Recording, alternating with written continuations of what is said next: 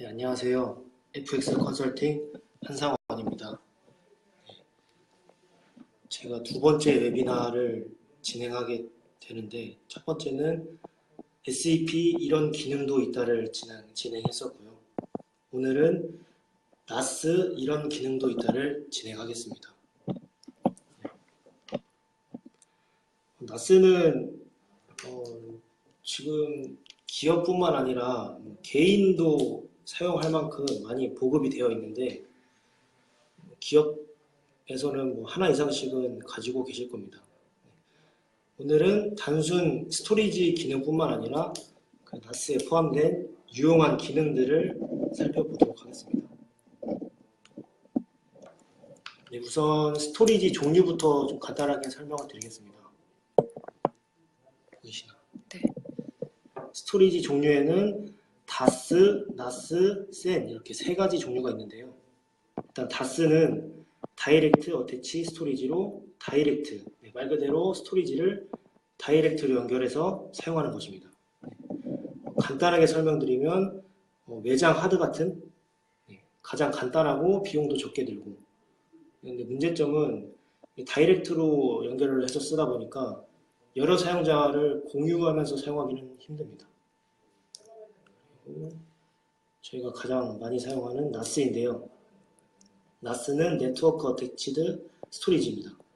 이것도 말 그대로 네트워크를 이용해서 스토리지를 활용하는 것인데, 일반적으로 지금 많이 구축되어 있는 랜 환경에서 저희가 손쉽게 구축할 수 있고 가격도 생각보다 저렴해서 가장 인기가 많은 제품입니다.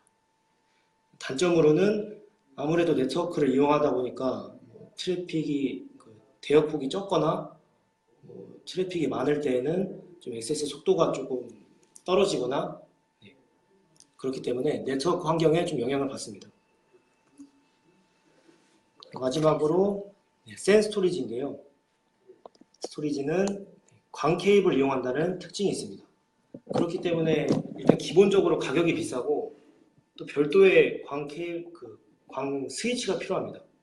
그래서 그렇게 많이 사용되고 있는 제품은 아닙니다. 이렇게 스토리지 종류를 알아봤고요. 이제 저희가 오늘 알아볼 기능들을 한번 정리해봤습니다. 일단 권한 설정, 백업, 저장소 관리자, 파일 링크 공유, DDNS 활용, 모바일 접속, 초기화 이렇게 7가지인데요.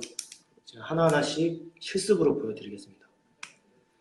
이건 권한 설정인데 사용자 계정별로 읽기 쓰기 권한을 줄 수가 있습니다. 그래서 특정 사용자는 이 폴더에 접근만 할 수 있게 쓰기는 안 되게 이렇게 적용을 할 수가 있습니다. 그리고 백업인데 지금 저희 사내에서 쓰고 있는 나스 백업입니다. 지금 제가 외장하드를 잠깐 빼놔가지고 지금 실패함으로 떴는데 9월 말까지는 정상적으로 백업이 주기적으로 이루어지고 있었습니다. 그리고 저장소 관리자인데 나스 스토리지의 가장 중요한 거는 이제 하드 디스크이기 때문에 이 저장소 관리자에 들어가셔서 주기적으로 하드 디스크를 점검 또는 체크해 주는 게 꼭 필요합니다. 이 시놀로지 제품에는 시놀로지 나스에는 배드 섹터를 자체적으로 판단을 할 수가 있거든요. 그래서 주기적으로 들어가셔서 배드 섹터가 늘어났는지 발생했는지 줄었는지 줄진 않겠지만 늘어났는지 이런 거를 주기적으로 체크할 때 사용하는 저장소 관리자. 그리고 추가적으로 왼쪽에 메뉴 보시면은 아이스캇이라고 이 저장소의 관리자에서 남은 하드 디스크 용량을 일정 용량을 아이스캇으로 할당을 해주면은 예를 들어서 저희 사내 서버에서 이 나스에서 할당해준 아이스캇이 용량을 받아서 사용할 수가 있습니다. 실습으로 보여드리겠습니다. 말로 하려니까. 그리고 세 번째는 파일 링크 공유인데요. 나스에 있는 데이터를 저희 사내에 있을 때는 바로 직접 접속해서 다운받거나 내려받으면 되는데 만약에 외부 사용자 또는 다른 고객분한테 저희 데이터 파일을 좀 넘겨줄 때가 있습니다. 그때는 대용량 파일을 메일에 함께 첨부하기는 좀 힘들기 때문에 저희가 이 링크를 공유해서 드립니다. 그러면은 표시된 링크를 클릭하게 되면은 저희 NAS에서 데이터를 내려받을 수 있게 되는 거죠. 그리고 DDNS 활용인데요. 이것도 외부에서 접근할 때 사용하는 겁니다. DDNS 시널러지에서 DDNS 서비스를 제공을 해주는데 저기 보시면 호스트 이름을 등록을 하게 되면은 외부 어디에서든지 저 호스트 네임을 입력해서 저희 사내에 있는 NAS를 접속을 할 수가 있습니다. 그리고 마지막으로 모바일 접속하고 어드민 계정 초기화. 이거는 뭐 사진으로 보여드릴 수가 없어가지고 제가 좀 이따 직접 보여드리겠습니다. 이제 실습을 해볼 텐데요. 우선 권한 설정부터 보여드리겠습니다. 권한 설정.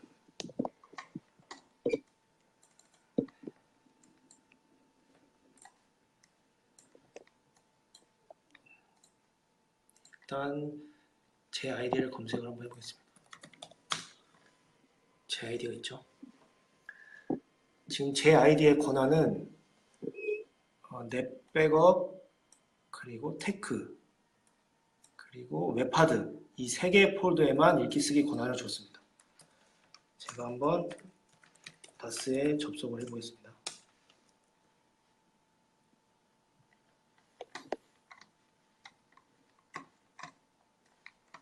네, 인증창이 뜨고 저의 계정을 입력하게 되면 NAS에 접속을 하게 되고요.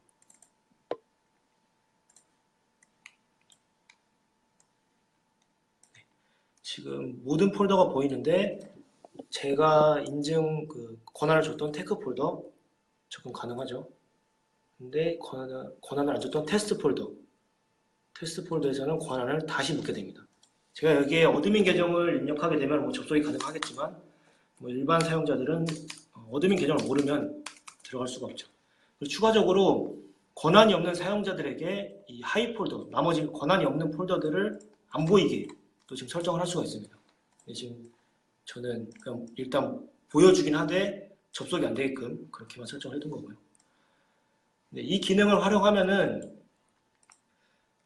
NAS 접속할 때 사실 부서별로 만약에 사용자들이 다르다 하면은 다른 부서에 있는 폴더를 굳이 들어갈 이유가 없거든요. 그래서 사용자별로 부서별로 권한을 따로 준다든지 사용자별로 권한을 준다든지 할 때 좀 더 유용하게 사용할 수 있는 기능입니다. 그리고 두 번째, 백업 한번 봐보겠는데요. 백업은 하이퍼 백업. 네. 지금 저희가 지금 정책이 걸려져 있는 건데 제가 외장하드를 잠시 빼놔가지고 지금 실패함으로 뜹니다. 방금 연결을 해놨기 때문에 지금 백업을 누르면 다시 또 정상적으로 진행이 되겠죠. 네. 백업 진행되고 있죠.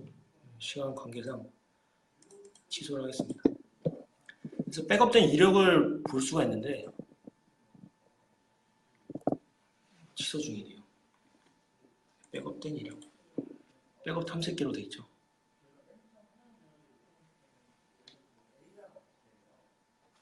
아직도 취소 중이네요.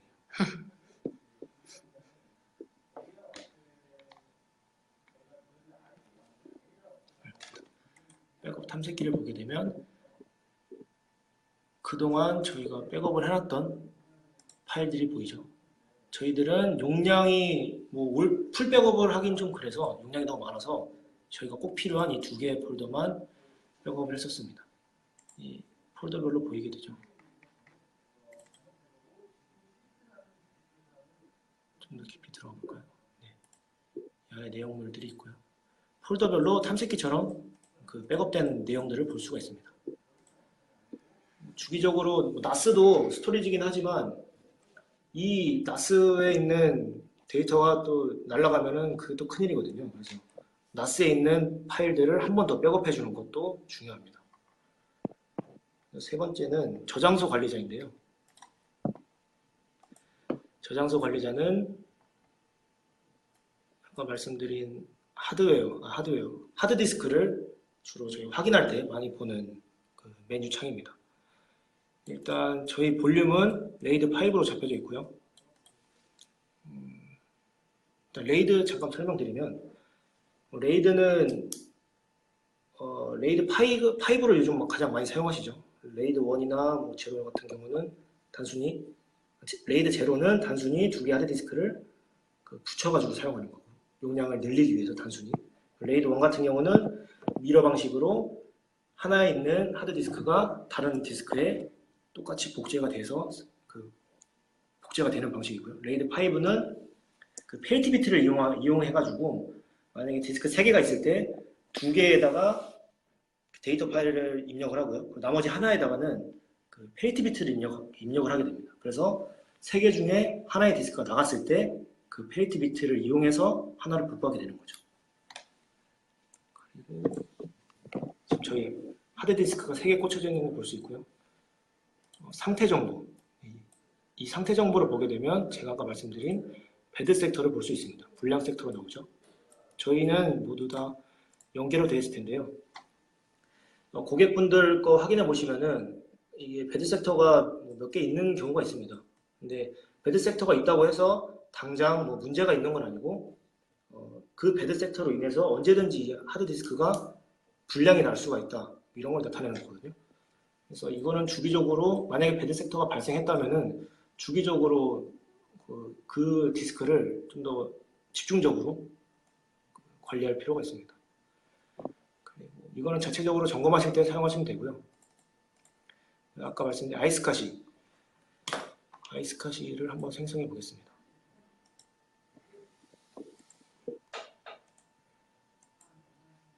일반하고 고급의 차이는 고급 파일로 하게 되면은 만약에 데이터가 불량이 났을 때 조금 더 복구할 수 있는 그런 기능이 조금 더 있다고 할까요? 그래서 속도는 조금 느릴 수 있지만 데이터의 안정성은 좀 더 높은 게 고급이고요. 제가 지금 선택한 일반은 속도 위주, 그러니까 파일 단순히 1기가였네요. 단순히 아이스카시를 공유하기 위한 그런 기능입니다. 다시 한번 100기가로 제가 한번 만들어 보겠습니다.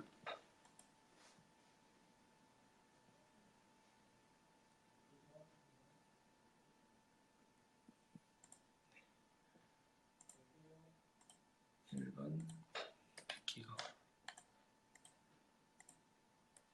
아이스카시를 만들게 되면은 타겟도 자동으로 잡히거든요. 타겟도 자동으로 생성되는데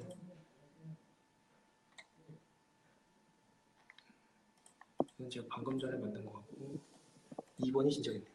그래서 지금 생성한 아이스카시를 저희 서버에서 붙여보겠습니다.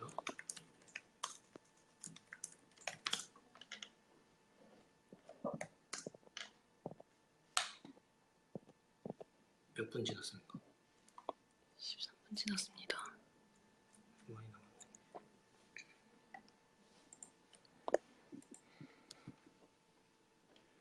저희 서버인데요.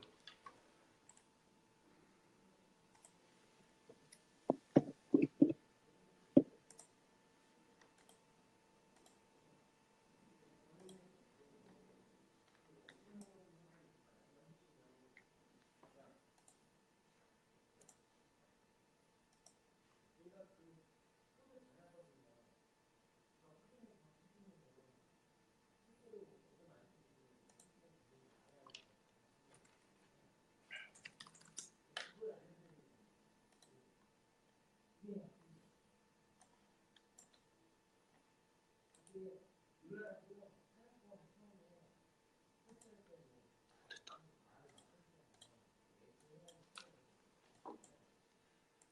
지금 현재 디스크 상태를 보면은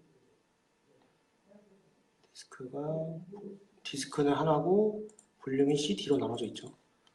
여기에 아이스카시를 추가해 보겠습니다.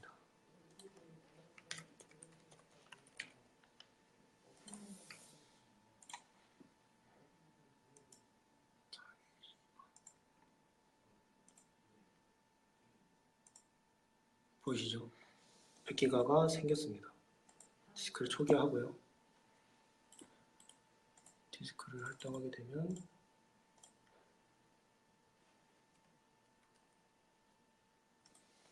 디스크가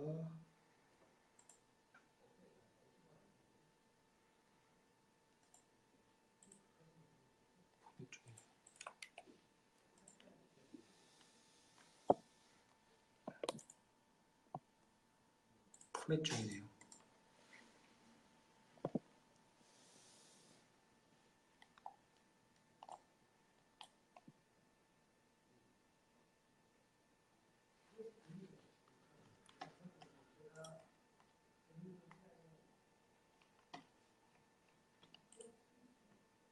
좀 시간이 오래 걸리는데 아무튼 이 포맷이 완료하게 되면은 여기에 지금 C, D, 이 F 드라이브가 하나 더 생기게 됩니다.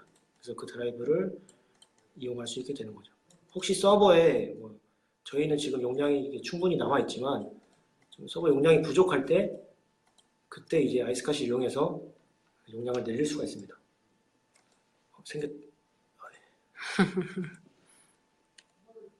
네, F 드라이버가 생기게 됐죠. 100기가. 네, 그리고 DDNS 활용. 네, DDNS 활용은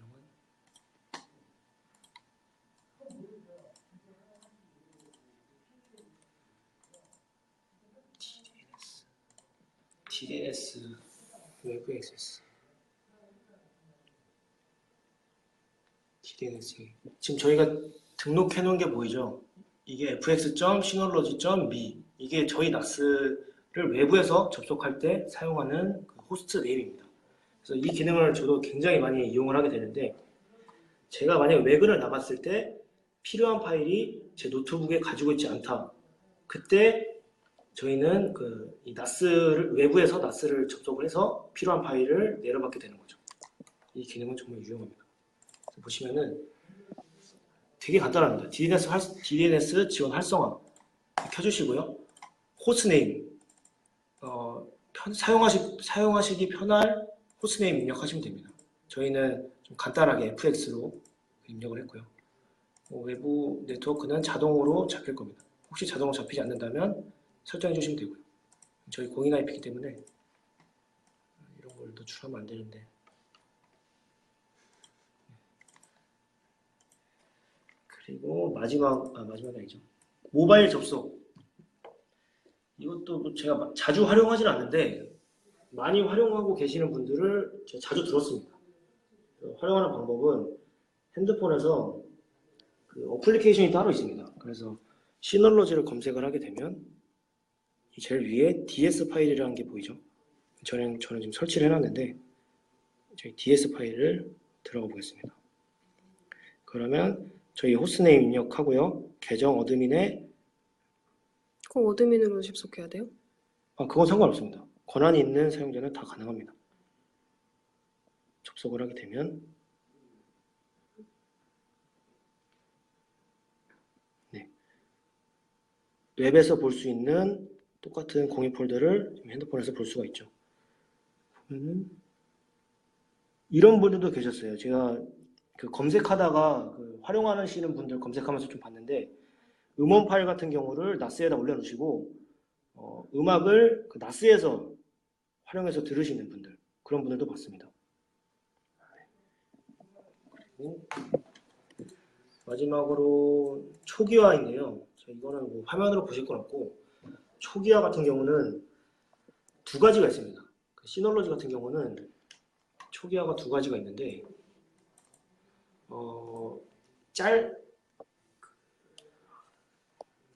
디스크 나스 뒤쪽에 보면은 제품마다 다르긴 한데 대부분 전원 케이블 주위에 있을 겁니다. 그 주위에 조그만 구멍이 하나 있는데 거기 뭐 바늘 같은 걸로 짧게 누르시는 경우가 있고 길게 누르는 경우 두 가지가 있는데 짧게 누를 때 한 3, 4초 정도 3, 4초 정도 짧게 누를 때에는 어드민 계정만 초기화됩니다. 그리고 길게 눌렀을 때는 10초 이상 이 정도 길게 눌렀을 때는 아예 나스가 공장 초기화가 되거든요. 그래서 혹시 저희가 사용했던 경우는 어드민 계정을 잃어버렸을 때 그럴 때 많이 이용을 하게 됩니다. 뭐 어드민 계정을 잃어버리는 경우는 거의 없는데 혹시 뭐 담당자분이 바뀌었는데 뭐 인수인계가 제대로 안 됐다 이런 경우에 사용하게 되고요. 그래서 어드민 계정을 혹시 잃어버리셨다면은 뒤에 초기화 버튼을 한 3, 4초 정도 누르면은 삐 소리가 울릴 겁니다. 그때 이제 떼주시면 됩니다. 오늘 네, 웨비나는 이렇게 나스 알아두면 유용한 기능 이렇게 정리를 해봤는데요. 얼마나 진행했죠, 저희가? 20분 20분. 진행했습니다.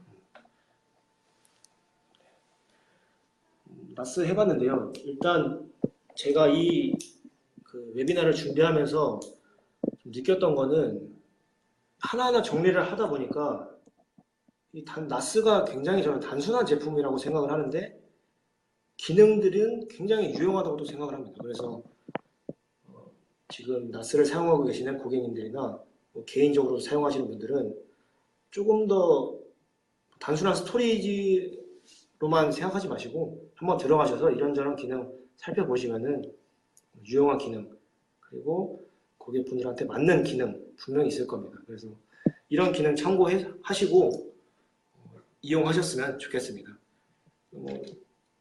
제가 알고 있는 팁은 이 정도인데요. 혹시 더 알고 계신 유용한 기능이 있으시면은 댓글 달아주시면 저도 한번 참고를 하겠습니다.